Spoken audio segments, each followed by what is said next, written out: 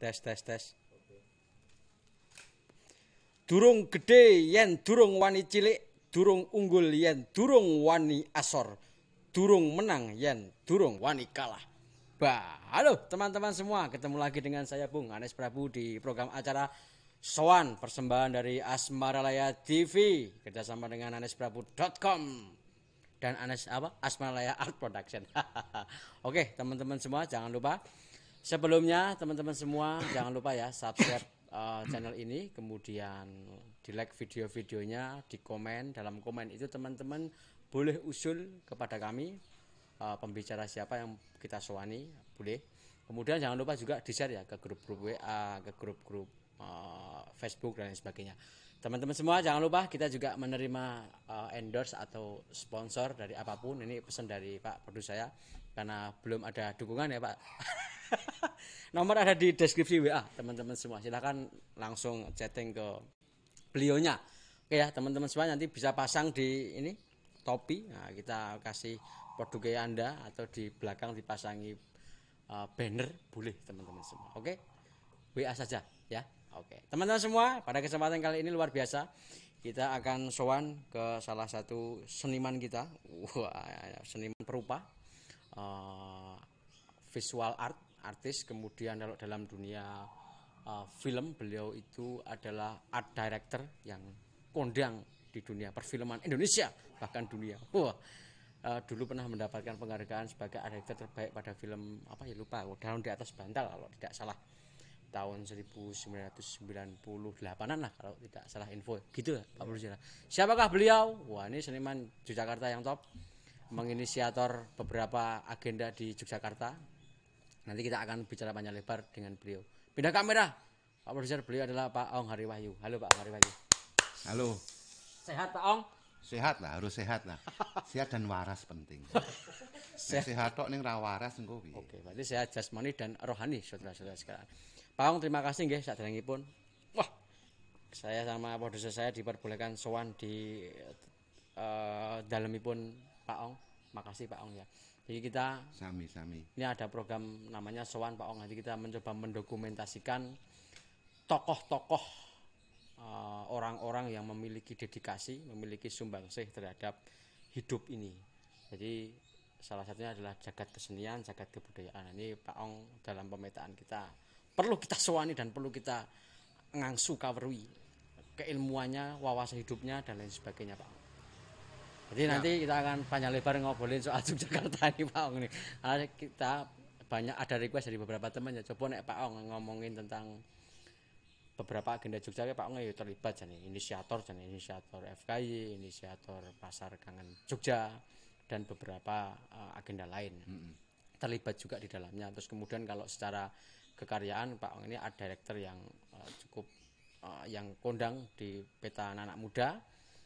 Kemudian visual grafisnya Pak Ong juga ratusan di jumlah buku. Di Pram itu saya ingat banget, yang Gadis Pantai itu juga karyanya Pak Ong Hariwahyu, itu masih ingat betul itu.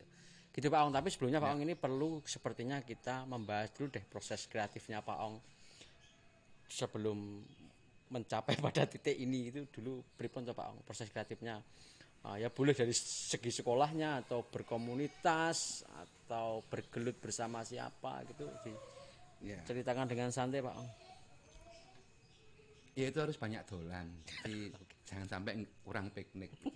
Artinya itu kalau kita sering dolan kemana-mana kan mempunyai pengalaman empirik, itu penting, itu sebagai landasan proses kreatif. Sekolah iya, tapi bahwa sekolah itu kan tidak harus sekolah yang formal. Sekolah itu bisa di mana aja. Gitu. Nah, berteman itu penting banget. Berteman dengan siapapun, karena kita itu kalau berteman menjadi orang yang pura-pura nggak tahu, supaya teman itu mengeluarkan ilmunya. Nah, baru kita serap. Sebenarnya kan sesederhana itu ya. Banyak membaca, iyalah membaca itu bisa membaca buku, membaca situasi sekarang, membaca karakter manusia dan lain sebagainya. Itu adalah salah satu dari sekian elemen-elemen untuk sebagai proses kreatif kayak gitu. Jadi kalau kita sering-sering melihat. Yang penting adalah sebenarnya kan pengalaman empirik ini, karena pengalaman empirik itu yang menjadi kita tidak lupa. Tapi Pak Ong dulu sempatan berkomunitas juga. Oh iyalah, waktu itu kan dulu saya dengan teman-teman UGM, teman-teman arsitek UGM, teman-teman UII itu kan bikin majalah, bikin pertunjukan juga. Terus di luar komunitas itu saya bersama dengan waktu dulu ada komunitas Cak Nun. Oke. Cak Nun, Indro Tranggono, Butet, almarhum Jaduk dan teman-teman yang lain sering nongkrong di Pojok Beteng Kulon. Terus masuk lingkarannya Umar Kayam, masuk lingkarannya Romo Mangun. Nah, di situ kan ketemu banyak orang-orang pinter lah. Nah, mereka itulah sebenarnya dosen-dosen saya yang mengisi kepala saya, yang mengisi cara berpikir saya. Oke. Intinya pertama dolan sih kanca-kanca. Dolan Orang yang ngomah serawung ya. Kalau sekarang orang di rumah ya googling. Ya enggak apa-apa, itu juga kita melihat sesuatu. Sebenarnya kreativitas kan bisa diambil dari manapun. Gitu.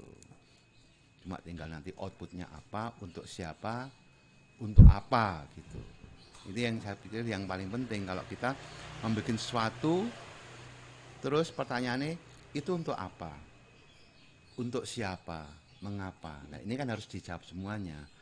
Kalau bikin sesuatu tidak ada gunanya untuk misalkan untuk kehidupan atau untuk masyarakat banyak, ya untuk apa, misalnya seperti itu. Nah segala sesuatu yang misalnya untuk saya yang saya perbuat artinya oh kalau saya bikin ini meskipun itu secara personal ya, seni rupa itu kan personal, paling tidak bisa menstimulan orang lain memunculkan gagasan baru. Kalau orang yang melihat karya rupa saya oh gini, terus artinya orang bisa terinspirasi, bisa menjadi gagasan yang baru lagi. Tidak apa-apa, harus itu gitu. Ya. Harus ada itu, harus ada sesuatu itu. Jadi membuat kalau dalam konteks kesenian ya seni itu tidak bisa waton sulo ya waton ngedan, waton apa gitu. Katarsis, ekspresi jiwa. Walah itu kuno. Menurut saya udah lewat lah. Sekarang kan sekarang kan lebih pada sains, keilmuan gitu loh. Artinya keilmuan tidak harus mesti yang daki-daki yang tinggi enggak, tapi sebenarnya kan untuk apa sih batas dia bisa menjelaskan sesuatunya. Oh ini untuk ini karena saya begini adalah punya dasar ini, punya landasan ini, sesederhana gitu. Dan itulah yang disebut sebagai value atau nilai. Ya nilai dari kesenian itu. Dari kesenian itu sendiri. Jadi bukan hanya luapan jiwa ekspresi. Karena nanti akan sangat mudah. Misalnya pengen jadi seniman waton gondrong, dasi abang, suwek-suwek, maca puisi seniman. Berangkat kambil. Itu loh. Ya. Kan tidak sekedar itu. Memulai seni itu Pak Ong tuh dari SMA atau ya kalau saya bisa kalau saya bisa gambar sejak kecil lah. Oh iya sejak kecil. Artinya maksudnya kemudian Pak Ong menjadi pilihan hidup terjun di seni itu ya SMA. Dari orang tuanya seniman juga? Enggak. Oh enggak. Orang tua saya bukan seniman. Abri. Oke. Terus ibu saya ibu rumah tangga biasa. Terus saya kuliah di ISI tahun 80. Masuk ISI tahun 80 ngambil jurusan grafis art gitu. Nah di situ saya juga pendidikan seni itu menstimulan saya untuk mengerti tentang seni seperti ini. Secara teknis iya pasti, tapi sebenarnya yang paling penting adalah wawasan keseniannya itu. Nah dari situ saya bisa bergaul dengan berbagai macam teman-teman seni yang lain, baik anak tari saya kenal, anak musik saya kenal waktu itu. Ada Jabu, saya akrab dengan Jabu waktu itu. Di tari itu ada Mariono, ada penari, ada Miroto. Kita udah bergaul sama mereka untuk artinya kalau saya sekolah di seni rupa yo ora dolane ora meneng seni rupa wae. Kalau bisa dengan berbagai jurusan, bahkan saya teman-teman UII, teman-teman IAIN yang itu mengisi ilmu-ilmu yang lain dari UGM. Itu akan mengisi ilmu-ilmu atau pengetahuan yang tidak saya dapat di kampus. Sekalipun ya waktu itu juga tetap belajar secara teoritik, tapi bagaimana untuk menjadi seniman atau mencapai suatu titik tentu ya paling banyak ya harus bertemu dengan orang, intensitas, dolan, serangkung, relasi itu penting. Karena itu yang akan membuka jagat makrokosmos dalam dunia kesenian itu tetap saling berkaitan. Kalau pinter teori tok yo nek prakteknya ora iso elek yo enggak bisa. Engko waton omong sak pinter-pintere wong ora duwe relasi ya padha wae. Akan mati di kamar. Ya. Nah di situ saya bergaul dengan teman-teman buku. Akhirnya saya pernah di penerbitan waktu itu tahun 83 atau enggak salah ya. Ada Salahuddin Press. Oh iya, Salahuddin. Dengan Komunitas Salahuddin saya udah bikin sama buku lah. Saya terlibat lebih dari buku gitu. Nah itu juga menguntungkan. Paling tidak meskipun saya bukan pembaca buku yang baik, paling tidak ngerti ono buku iki sinopsisnya seperti ini. Dan saya bertemu dengan penulis, bertemu dengan editor. Ya persinggungan dengan seniman-seniman yang cukup kompleks ternyata Pak Ong ini. Lintas bidang itu harus diserawungi. Jadi kalau teman-teman semua berbasic seni rupa itu juga harus belajar sastra. Artinya ketemu dengan sastrawan. Karena seni rupa kan tidak hanya lukisan toh Pak Ong ya, bisa diwujudkan dalam bentuk visual yang lain, misalnya cover buku sama buku tadi. Bisa juga dikaitkan dengan seni pertunjukan menjadi art director, seperti Pak Ong juga menjadi setting man dari teater gandrik ya Pak Ong ya. Itu kan juga artinya lintas bidang. Pak Ong sebagai seni rupa mengembangkannya di seni teater kan begitu. Atau Pak? Nah, jadi kan ada gini, wah itu multi talented. Bagi saya bukan soal multi talented gitu loh. Jadi kayak seni rupa, musik, tari, teater, film itu kan output. Oke. Itu output. Output ya. Itu outputnya itu. Yang paling penting adalah cara berpikirnya. Misalkan sebuah gagasan ini dipecahkan, di breakdown, persoalan ini. Lah, ini mau dibawa ke mana? Mau seni rupa kah? Mau film kah? Mau sastra kah? Mau musik kah? Atau mau tari kah? Kan bisa. Kan banyak ahli-ahli film, banyak ahli sastra, banyak. Ini kan kita bisa menggunakan mereka. Tapi gagasan ini bisa dieksekusi untuk seni film atau seni apa gitu. Jadi bukan soal multi talented, tapi bagaimana kita memikirkan sebuah persoalan diwujudkan dalam bentuk seni. Ya, berarti kemudian ya seni itu kemudian bisa masuk ke semua lini Pak. Semua lini bisa bentuknya bisa apa aja gitu. Fleksibel, luas. Ya, kiyo. Oke. Itu Pak Ong. Jadi oke kita beralih tema Pak Ong ya. Ini kita agak sedikit bergeser kepada kegiatan-kegiatan yang Pak Ong inisiasi, misalnya keterlibatan Pak Ong di berbagai acara di Jogja, misalnya soal FKY atau soal pasar kangen. Barangkali bisa diceritakan Pak Ong waktu itu inisiator awal-awalnya, kemudian prosesnya mengapa harus ada pasar kangen, mengapa harus ada FKY dan sebagainya yang sampai sekarang masih bertahan. Ya, kalau FKY dulu saya sih sebenarnya Untul ya. Sebenarnya itu ada Indro Tranggono yang mengepalai waktu itu, ada Butet.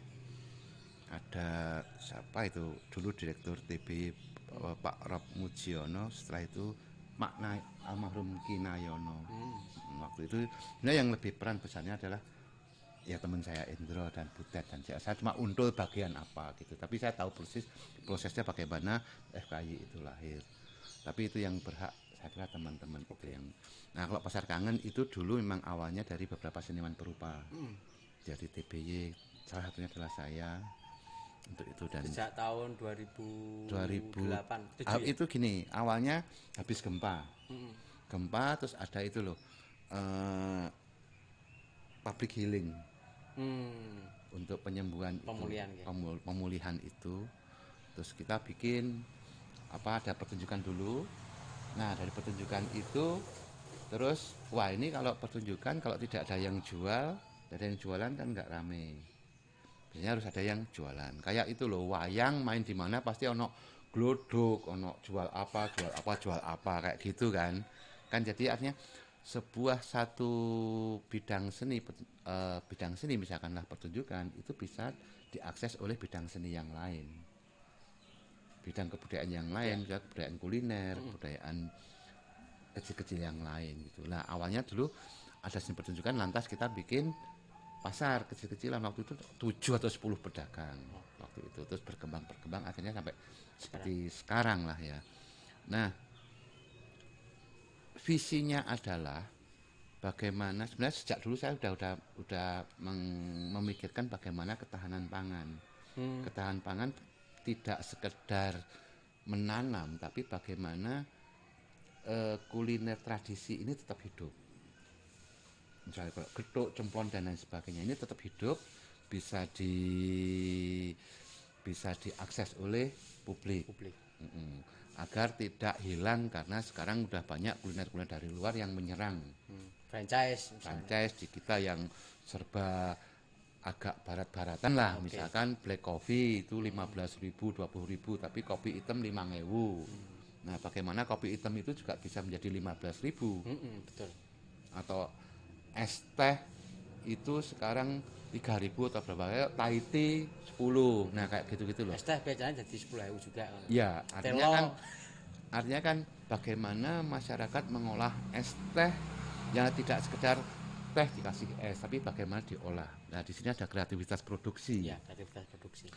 Nah, berikutnya di Pasar Kangen ini kan sejak dulu saya mikirnya kok tidak ada ya. Sekarang ini lebih maju, lebih modern, teknologinya ada, materialnya ada, menungsoni pinter-pinter, memunculkan varian makanan baru.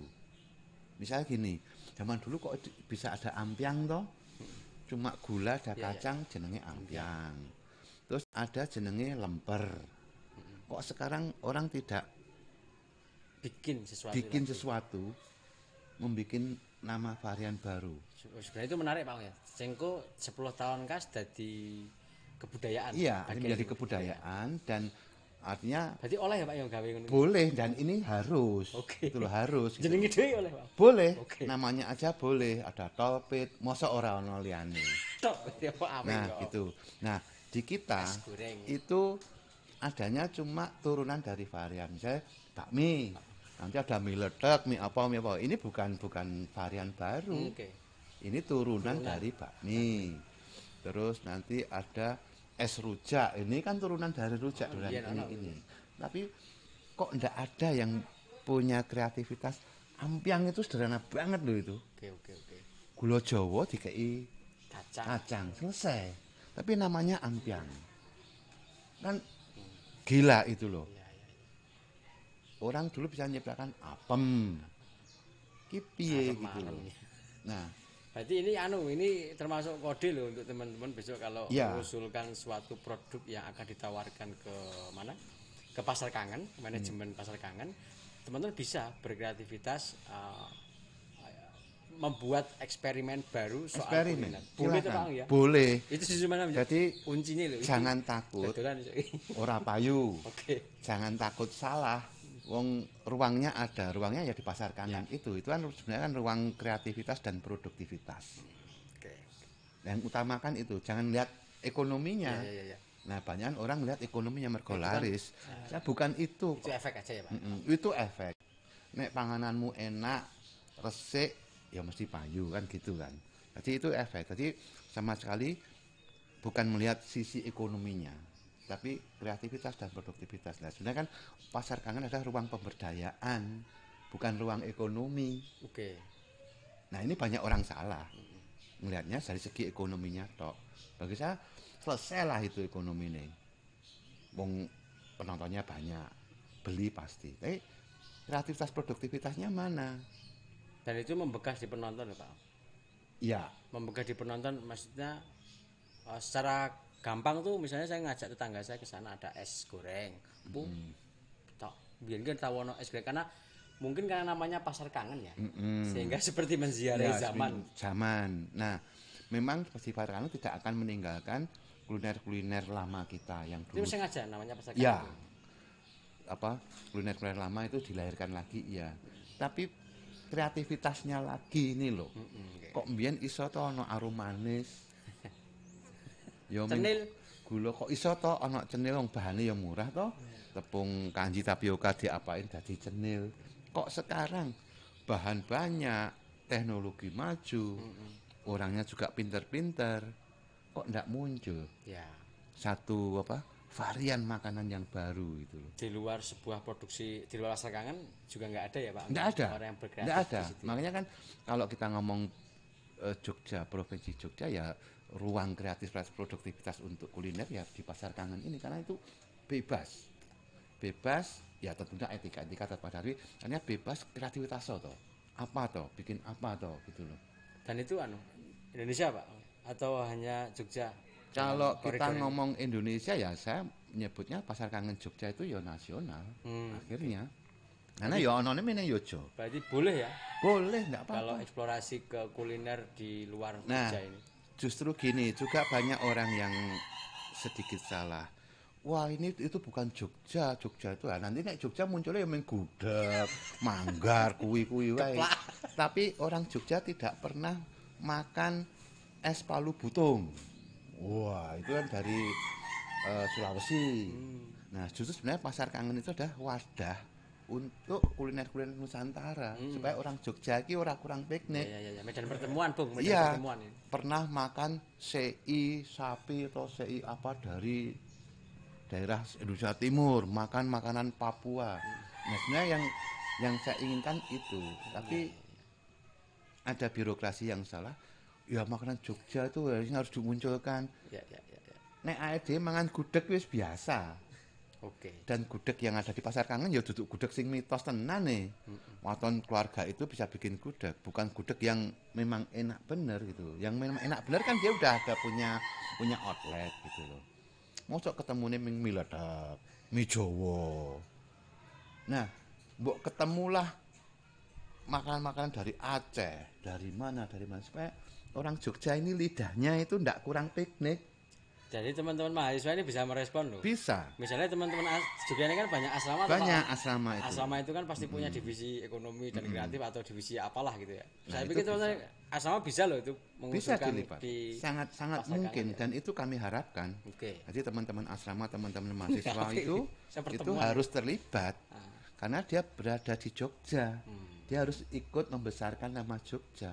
Kalau dia di sini cuma kos sekolah ngapain? Kalau dia tidak terlibat dengan masyarakat Jogja. Salah satu keterlibatannya adalah yaitu aktif ikut di Pasar Kangen dengan memamerkan menjual kulinernya kayak gitu. Itu berlaku nggak Pak untuk keseniannya, panggungnya? Panggungnya juga kalau bisa jangan seni tradisi Yojo terus. Iya, tapi yang terjadi begitu ya. Nah, itu salah persepsi. Ini loh. Birokrasi itu nek ndelok kesenian, wah ini di Jogja ngapain? Misalnya gini, kalau kamu kampanye sesuatu di depan masamu sendiri untuk apa? Kamu wis oke Pak.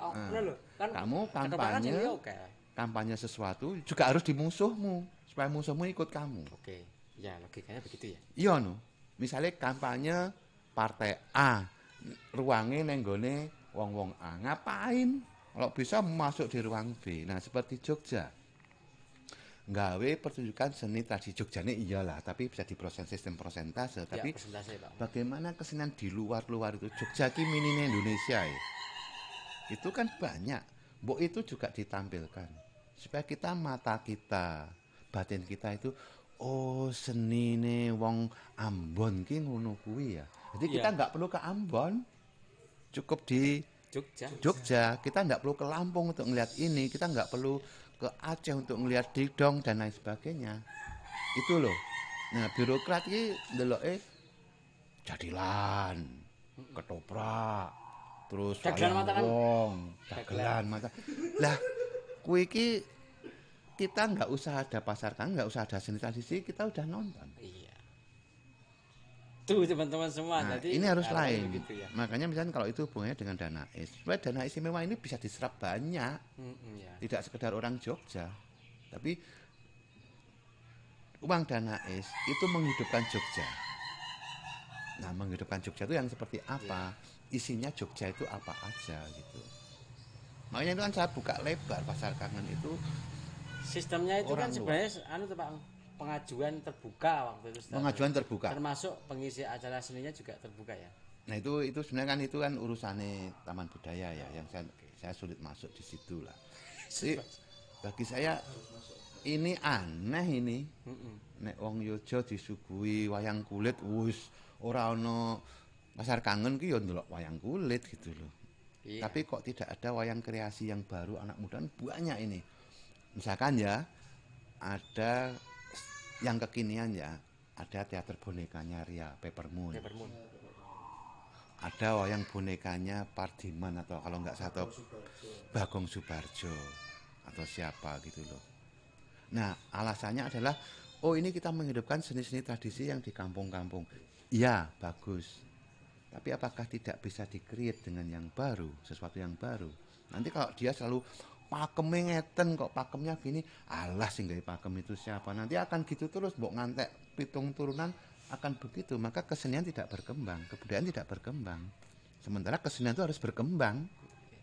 Tidak dikurung, tidak harus itu. Kan enggak dosa.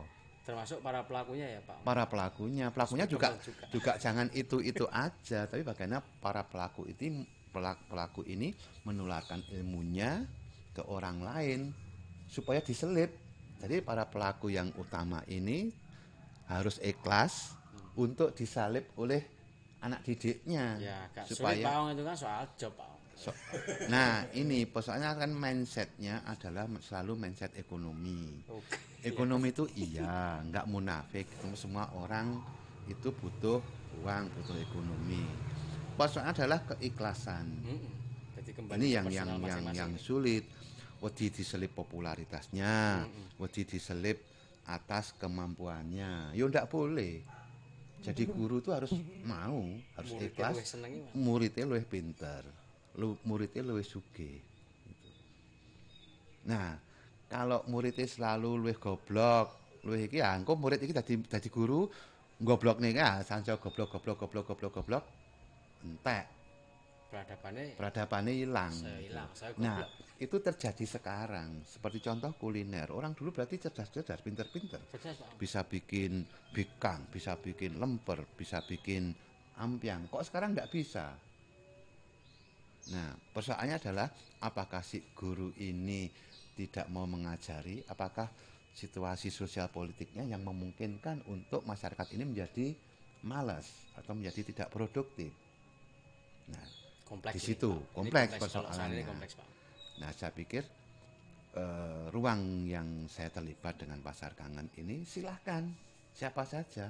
Bisa direspon teman-teman semua. Jadi tidak hanya soal kuliner tadi pengajuannya. Enggak. Anda bisa panggung keseniannya teman-teman asrama. Mungkin kita agak berharap ke asrama ya Pak Ong ya karena Jogja ini kan kota pendidikan. Terus kemudian banyak kampus-kampus akhirnya juga ada asrama.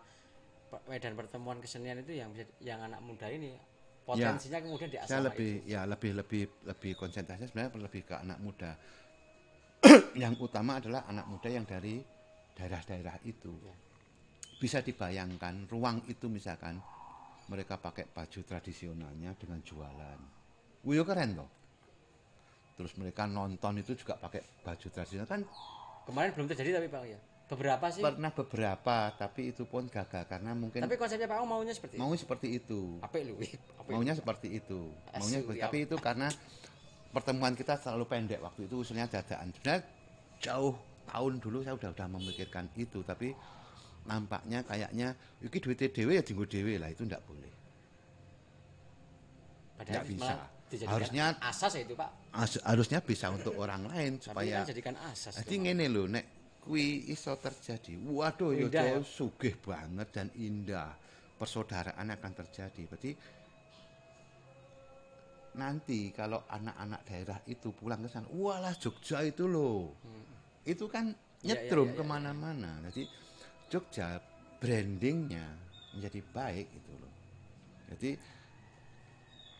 Danais kok mung dienggo bocah kuwi wae, dienggo kelompok-kelompok kuwi. Ya ndak bisa lah. Oh, tekan Danais iki, Pak. Ya, artinya kan banyak kelompok-kelompok yang membutuhkan bagaimana kalau menurut pemikiran saya loh, artinya lebih pada pemberdayaan masyarakatnya, bukan soal output pentasnya. Jadi bagaimana sih uang dana istimewa ini melahirkan tokoh seni rupa yang baru, melahirkan tokoh musik yang baru, melahirkan tokoh sinden yang baru, melahirkan tokoh ketoprak baru. Oke. Soal dana es bentar Pak, nanti aja Pak itu. Saya kembali ke pasar Kangen tadi. Barangkali teman-teman pernah ke pasar Kangen ya. Satu pasar Kangen itu karena namanya kangen ya, saya tertariknya kepada konsepnya itu, konsep dalam benak Pak Ong tadi.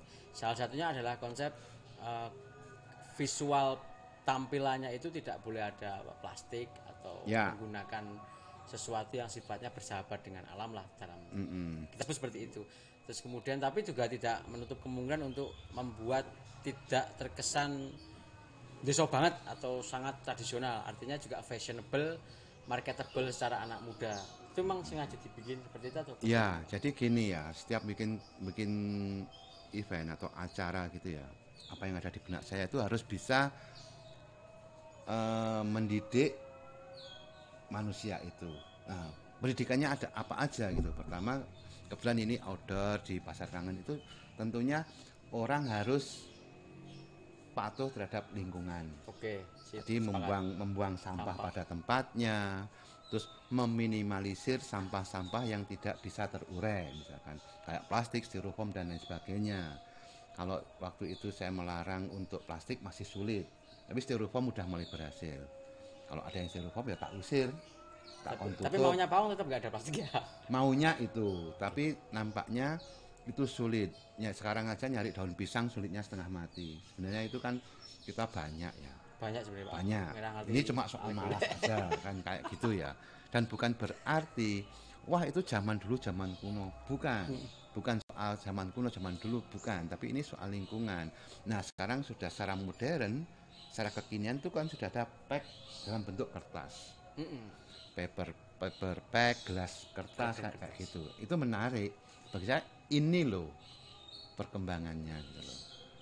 Jadi plastik semuanya disingkirkan, tapi semuanya pakai kertas kan bisa terurai semuanya. Itu. Jadi ada pendidikan lingkungan, kebersihan, manajemen keuangan. Kan mereka payu dengan ini dengan apa namanya laku terus diputarkan lagi, diinikan lagi. Itu. Ada pembelajaran tentang kebersamaan. Nah, dulu pernah saya bikin lomba, itu hadiahnya uang ya. Lomba stand. Lomba stand itu bukan berarti stand yang baik dan stand yang ini, tapi lomba stand itu adalah omset pendapatannya. Itu gede-gede pendapatannya mereka. Ngisi. Nah, dibayangkan oleh mereka, engko sing gede omsetnya iki mesti juara siji. Saya enggak, tak balik. Justru sing paling ora payu sing entuk hadiah. Wah, rada lucu iki, Pak. Loh iya no. Wong ini hidupnya kebersamaan. Sing wis payu, sing wis sugih ya wis sugih wae. Mosok tambah sugih. Nah, yang paling tidak laku yang dapat uang dan uangnya itu juga dari mereka. Saya tarik sirkileran urunan itu dapat berapa juta gitu. Urunan-urunan ini untuk hadiah dan yang paling tidak dapat adalah yang paling mendapat hadiah adalah yang paling tidak laku. Lho ya ditum no rezekine. Kan terbalik, misalkan sing stane paling apik, terus sing stane paling apa? Resik. Paling resik, omsetnya paling akeh menang, ya jangan. Yang justru yang paling jorok tak hadiahi supaya dia jadi bersih. Lho sing wis resik wis ndek budaya bersih, udahlah selesai lah. Justru yang wah iki paling jorok toh, tak hadiahi ning kowe sesuk resikan yo. Nah, jadi ada itu loh. Jadi logikanya tak balik. Loh yang paling enggak laku seneng loh untuk duit. Artinya juga teman-teman yang lain yang laku itu juga ikhlas. Oh iya ya mesakne kae ra payu e. Wong aku wis merasakan omsetnya puluhan juta ya mereka itu. Oh iya toh, Pak. Selama 10 hari itu. Gila itu. Makanya sekarang banyak orang melihatnya dari segi ekonominya, bukan kreativitas dan produktivitasnya. Saya tetap pada ketahanan pangan itu dari produktivitas dan kreativitas pangan, mengolah pangan. Toh kemudian ya terlihat sih Pak Ong, karena saya juga mengamati penjual-penjual itu juga tidak ada yang sepi. Kan jam semua. 8 ya. 2 jam 3 jam setelah dibuka tuh beberapa stand sudah mengaku habis. Nah, ada unsur pendidikannya. Kamu datang bersih, pulang harus bersih. Oke. Nah, gitu. Terus mengajarkan mereka mandiri lah. Bagaimana sih usaha, justru yang saya utamakan adalah pemuda-pemuda sebenarnya. pemuda-pemuda yang produktif, yang punya kreativitas, meskipun dia tidak jualan di rumah, tapi dia bisa bikin sesuatu jenis atau menu makanan yang menarik. Nah kayak gitu-gitu. Kalau yang sudah punya outlet untuk apa? Mereka udah laku lah di outletnya. Mengalami kendala nggak Pak Ong ketika berbenturan dengan space atau tempat, terus maksudnya dalam arti karena letak dan lokasinya kebetulan di Taman Budaya, pasti akan secara birokrasi akan mengalami kesulitan, terus ada pihak-pihak dari Taman Budaya yang barangkali akan berseberangan dengan Pak Ong, Ya terus karena pastilah. kemudian dana itu kemudian didanai di beberapa sektor didanai oleh dana keistimewaan atau Pak Ong waktu itu anu enggak Ya pastilah. mengurangi beberapa idealisme atau konsep yang sebenarnya diinginkan oleh teman-teman Pak Ong dan inisiatif. Ya gini ya, kalau misalkan katakanlah Pasar Kangen itu sudah menjadi programnya Taman Budaya sudah tetap tahunan. Mbok dibikin infrastrukturnya. Itu infrastruktur buangan sampah cairnya itu enggak ada. Oh iya ya. Itu sampai mambu tuh. Terus infrastruktur air itu terbatas. Terus WC ya mambu. Cuma toilet itu cuma segitu dan bau dan lain sebagainya. Kalau memang itu sebagai andalan ya bikinlah infrastruktur itu, terutama untuk ini kantong-kantong limbah cair itu enggak ada. Nggak tahu sekarang kayaknya mau dibikin apa enggak. Terus ada ruang-ruang misalkan halaman rumput itu enggak boleh karena untuk taman. Lah ngapain bikin taman kalau enggak tidak diakses? Goyasan Pak. Nah, ngapain hiasan kalau tidak ada gunanya untuk hidup? Jadi gini, banyak orang terbalik juga. Ruang publik harus ada hiasan, harus ini. Tapi tidak berfungsi untuk keselamatan, kesehatan, kenyamanan. Percuma. Cuma, oh ini artistik. Apa artistik? Artistik itu apa? Itu nanti. Oke. Jadi wah ini seni itu nanti. Misalkan ada patung di ruang publik. Patung ini menarikkah? Artinya bukan menarik, artinya berfungsikah untuk ruang itu? Berfungsikah untuk orang yang di situ? Nyaman. Amankah? Pertama, amankah untuk ruang? Jangan-jangan berbahaya disenggol, tiba pecah. Kayak gitu. Jadi bukan fungsi seninya dulu. Ya, fungsi untuk kehidupannya. Kehidupannya. Nah, baru kalau itu sudah aman semuanya, baru kita membuat sesuatu dasarnya dari aman, dari ini. Kan ono taman. Oke. Cut ya.